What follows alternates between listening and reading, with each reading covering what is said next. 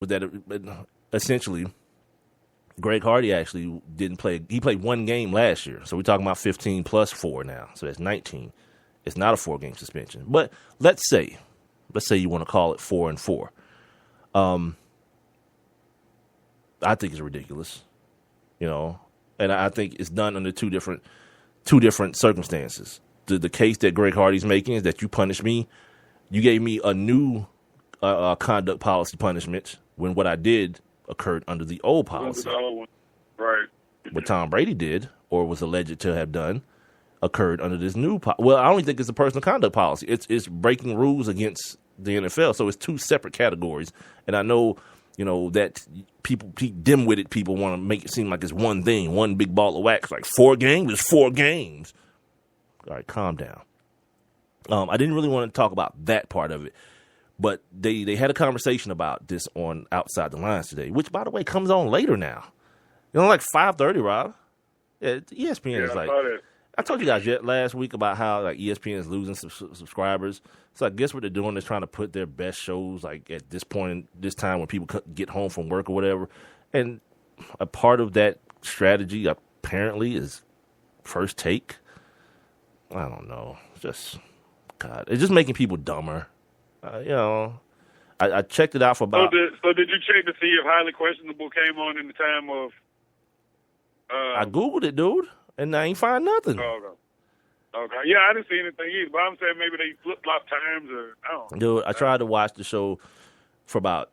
I was trying my hardest to watch it for as long as I could because I wanted to see the new chick's boobs. But I couldn't even get to that point, dude. I couldn't even make it to the point where I could see her boobs, dude. That's just how bad. Dirty Big Mike. I see you. I mean, I'm just trying to check out, see what the replacement is because, I have an affinity for old Carrie Champion, the real MVP. Yeah.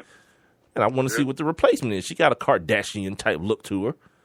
I remember her from NFL Network. I wanted to see what she was working with, but nah, I couldn't make it. I was like, these two dudes are ruining it for me. They started talking like that old fake adversarial thing. Like, well, I hope he's ready for all my great points today. I was like, nope, I'm out. History Channel, here I come. Because wasn't nothing better on ESPN2. And once again, once you have might as well watch the sinking of the Titanic. Yeah, something. Yeah. Watch it on the History Channel. Actually, watch it on ESPN. Yeah, it's ridiculous, dude. So anyway, they're having this conversation, right? And the NFL, they're a bunch of clowns, dude. And people are starting to realize it, and I love every single bit of it. This chick named Terry O'Neill, this woman named Terry O'Neill, I guess she's the executive head of the NOW organization, the National Organization for Women. And she is talking about, remember I talked about this, Rob? Like the NFL doing that whole, don't pay attention to this real issue over here. Look at this shiny thing over here that we're doing. Look at us punish Greg Hardy for 10 games. Look at how strong we are against domestic violence. She was like, look, you ain't fooling nobody. Like, the punishments are a PR smokescreen. That's the way she put them. And I was like, yes, thank you. Somebody's finally calling these a-holes out. Like, that's not stopping nobody from doing what they're going to do. If somebody's going to beat a woman, they're going to beat a woman. But then she pulled my thing out of her hat. Not my thing. Sorry. Oh, she did? Nah. It wasn't in her hat. Oh, right, Mike. Nah. That's pulling your thing out of her hat. That's a game we play around here. Was it one of them nice Braves caps you got with Nakahoma on it? Nah, I just drill a hole in the bottom of a top hat.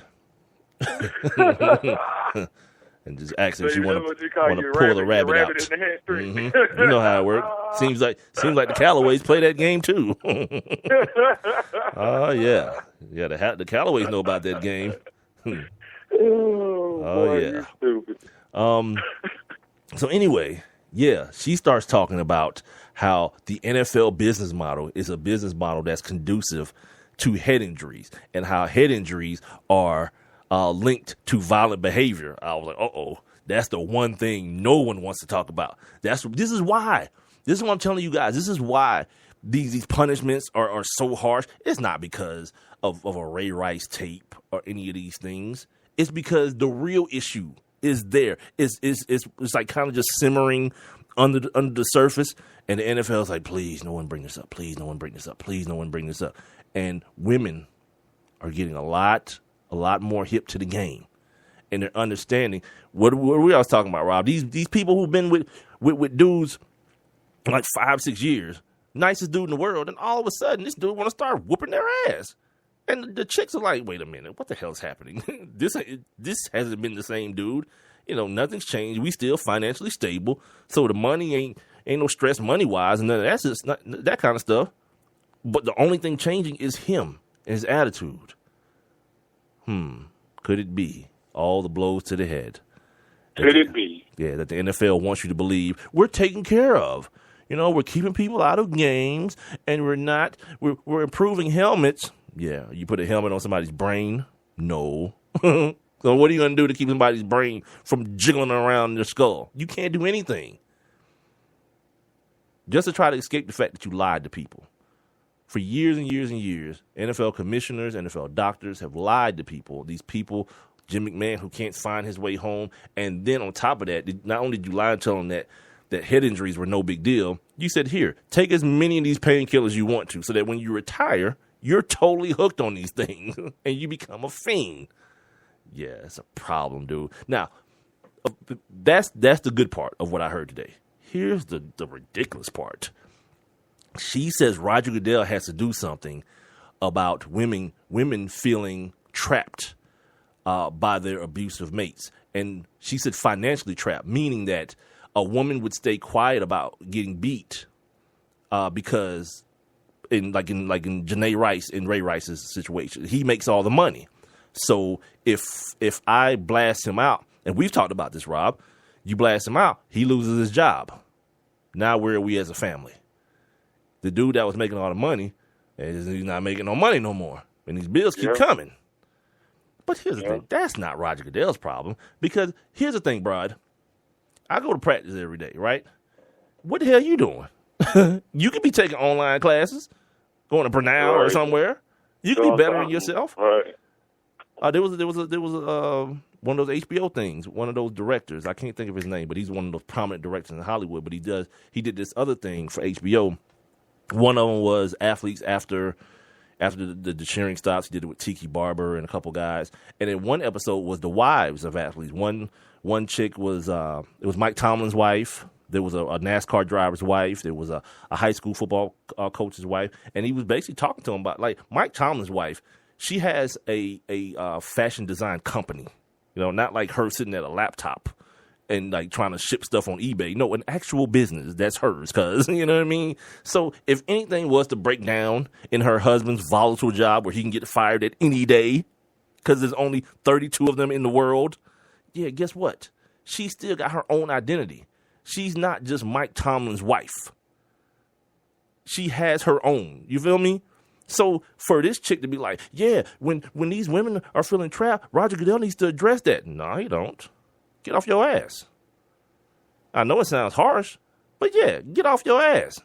If you want something in life, and you got a man who's making an absorbent a big time amount of money, instead of going out and buying the new Benz, keep driving your old Benz and drive that joint to a college or somewhere. You know what I mean? Or you could get your Buick like Peyton Manning. Oh, that's not. You saw Ballers. That dude was like, "What you mean? If it's good enough for Peyton Manning, it's good enough for me." The Rock was like, "He drives a Benz, idiot." Yeah, he drives a Benz, dumbass. Oh, I want me a kid like LeBron James. I wouldn't mind having one of those. To be honest with you. But I told you the one that LeBron is advertising.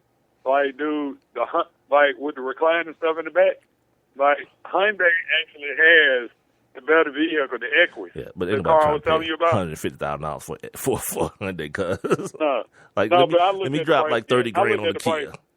No, I looked at the top. I looked at the price. The top of the line one cost like $80,000. Oh, that's it? Only 80? Yeah. Hey, now I've totally changed my mind. Then no, I haven't. Well, I'm just saying. But see, you and Coop right here balling. Yeah, I'm not. I ain't balling. I ain't in y'all tax bracket. This dude dropping whatever, boy. Dude dropping $80,000 on the personal seat license. Whatever, and you want to drop 80 on a Hyundai? That even sounds funny. Whatever, boy. I left Augusta in 06, right? So I pull up, I drive to Augusta, I pull up, they be like, Hey, Blake, you got the same car? Yeah, Like, why not? Till the wheels fall off. Yeah, I still got that. I got my Bentley downstairs. Yeah, man. Ride it up. Yeah, and this other chick was on Outside the Lines as well. She was talking about the punishments, just being punishments for PR sake, and no one's talking about rehabilitation. Because you start doing that, right? You start opening up the doors to guys going and getting therapy and seeing doctors, like especially doctors who don't care, who don't work for the NFL. They're gonna be like, hey, yeah, Mr. Callaway, seems as though you got hit in the head way too much last year, and it's changing. Yeah. It's changing your mood. Yeah, you want to kick. Like you've been in a war, right? You want to kick her ass every time you see her. Now, let's do something about that. NFL don't want that. They don't want that. It's gonna be a problem. Yeah. I'm so glad that people are starting to point this stuff out, dude, because I don't know what can be done. I don't think anything can be done. You know, football's going to be football. This whole ideal of we're limiting concussions. No, you're not. What you're limiting is second concussion by keeping dudes out for a week. That's what you're limiting. But as long as dudes are able to still tackle and hit other dudes and dudes are in positions where they're hitting the ground, guess what? Concussions are going to happen. You can't stop the brain. You're not gonna get rid of them. In that fluid from bouncing up against your skull. It's not gonna happen. It's just it's like being a window washer. There's a chance you could fall. It's part of what comes with the business. You know what I mean? And it's a risk that obviously a lot of people are willing to take. That's all it is. Now, speaking of this domestic violence thing, here's where things have gotten kind of weird, dude. Orlando Scandrick. This isn't something that we've talked about, in big time. But I guess one of those basketball wives was his fiance, and now they've broken up. Yeah, but, Drea. Yeah, Drea. But here's the thing now. Check this out, Rob. We got like 3 minutes. Let me get through this. Go ahead.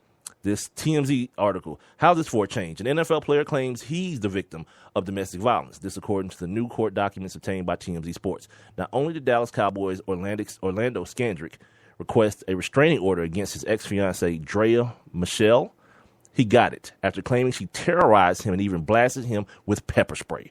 In the docs filed in L.A. County Superior Court, Scandrick claims the abuse began on April 21st when the basketball wives L.A. star went berserk. Not only macing him, but pelting him with candles and knocking pictures off his wall. Scandrick claims he suffered bodily injuries in the alleged attack and fears it could happen again. There's more. On July 3rd, Scandrick says Drea got violent at 2 a.m., throwing a porcelain jewelry holder and books at him and threatening to bleach his eyes.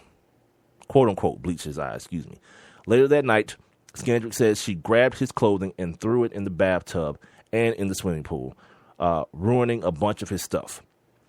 Scandrick asked the judge to keep Drea at least 100 yards away from him at all times, an order that was granted, plus the judge ordered Drea to move out of the house ASAP.